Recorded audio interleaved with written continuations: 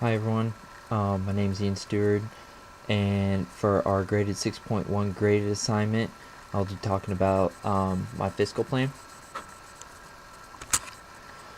I chose to do the combination budget because it's starting to become more common in today's athletics.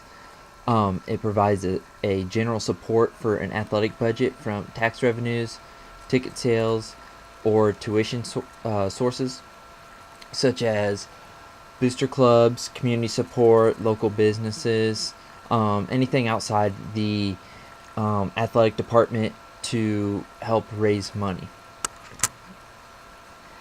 The basic ticket items of support groups in a combination budget, for the normal scale, it's for uniforms, playing equipment, lifting and conditioning machines, such as like in the weight room or agility ladders, cones, um, and in regards to help the athletes to perform at a higher level. On a larger scale, if enough is raised or donated, there could be some remodeling of facilities as time goes on. There needs to be codes that needs to be updated, so some of the facilities like football or basketball, volleyball, all needs to be updated.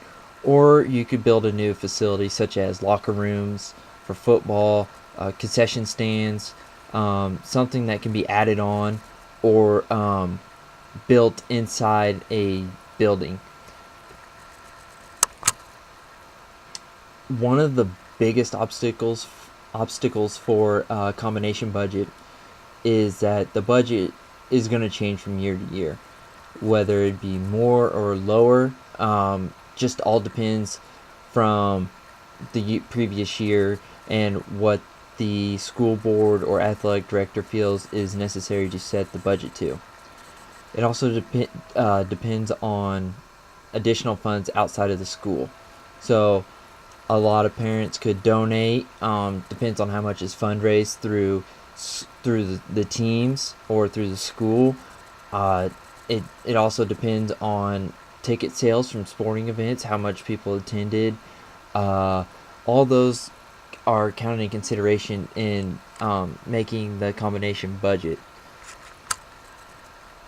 So at Pleasant Ridge High School, after reviewing it over and really not getting a straight, um, detailed information, I figured that they are currently using the combination budget, but I feel like it's not effective enough, because like the ticket sales, it's a small school anyway, about 250 students.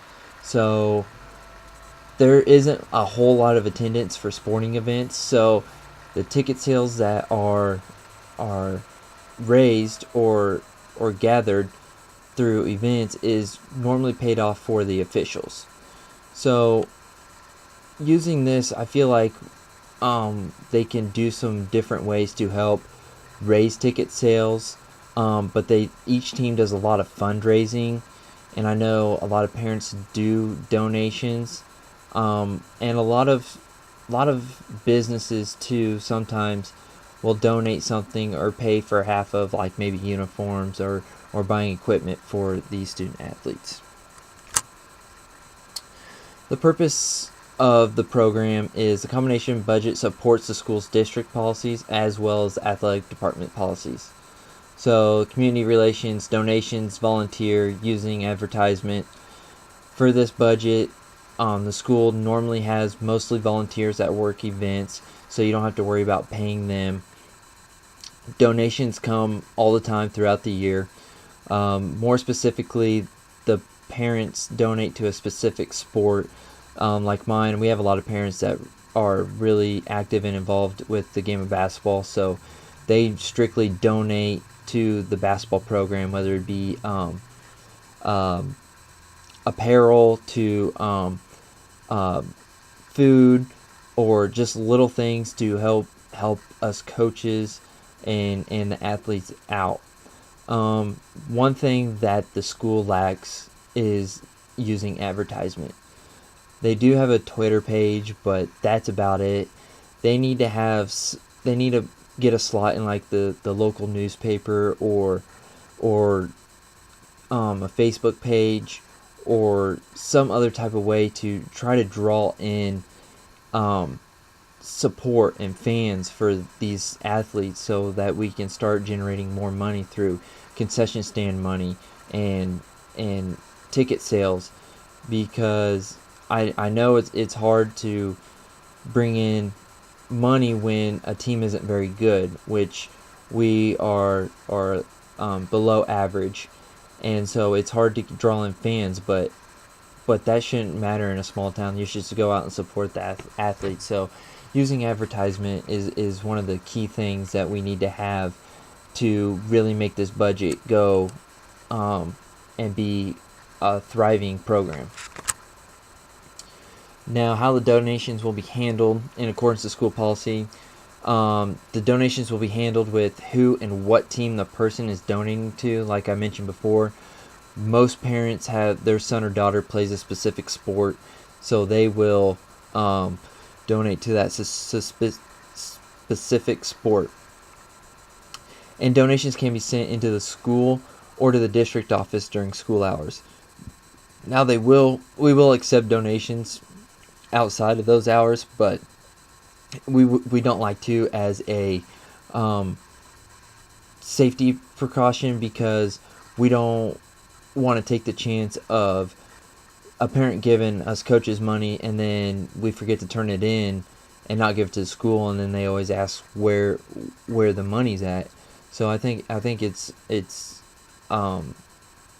should go to the district office, or in the school to the secretaries that will take care of it right away and put it in an envelope and put it in the account. So what we can do to help keep the cost control of each program is need to go through and inspect and get a good knowledge of the equipment that needs to be purchased or can last another 1 or 2 more years.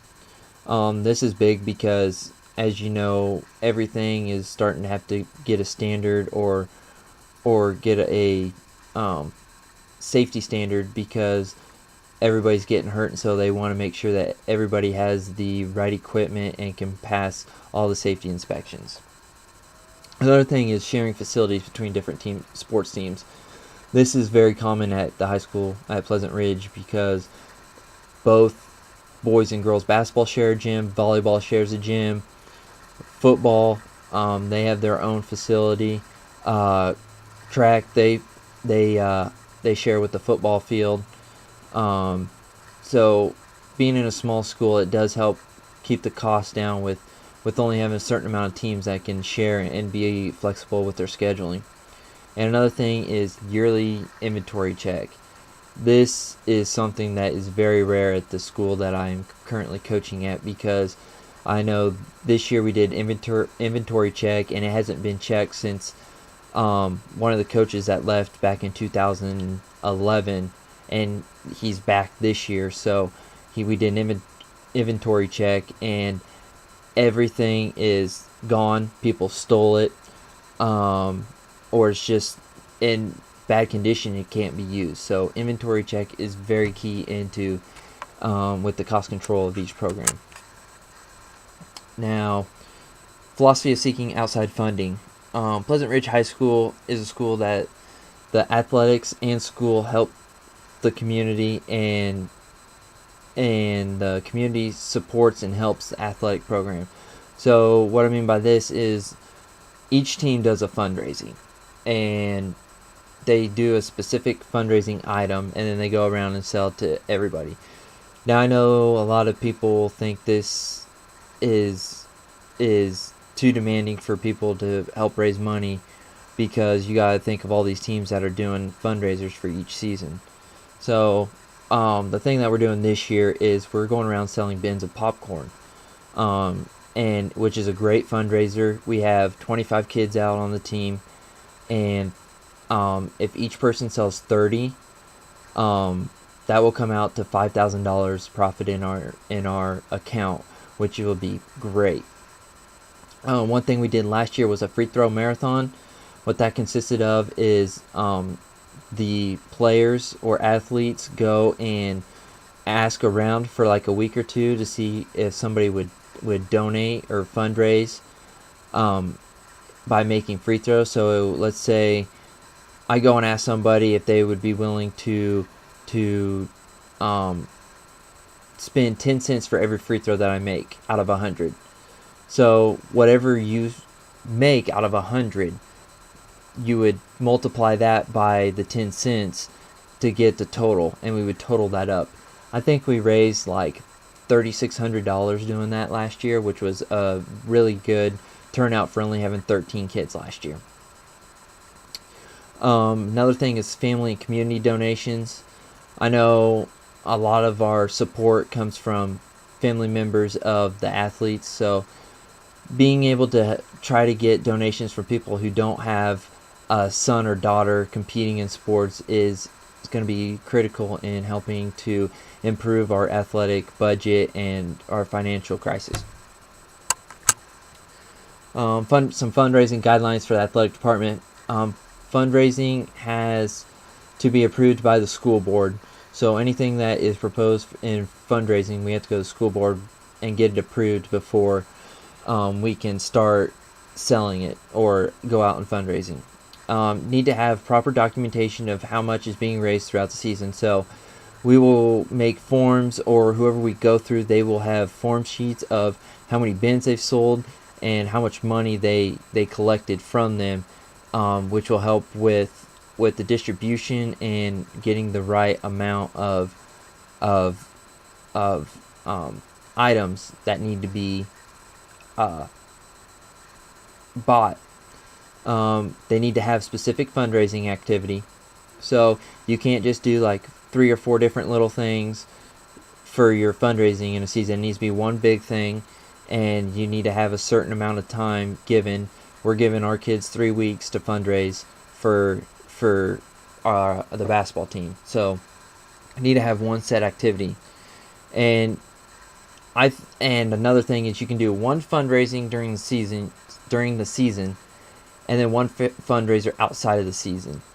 So I think this is really, really interesting and good, because not only are you having to worry about raise money during the season, you can have time when you have more time as a coach and as athletes to go out and fundraise during the summer, and we'd do another specific big activity.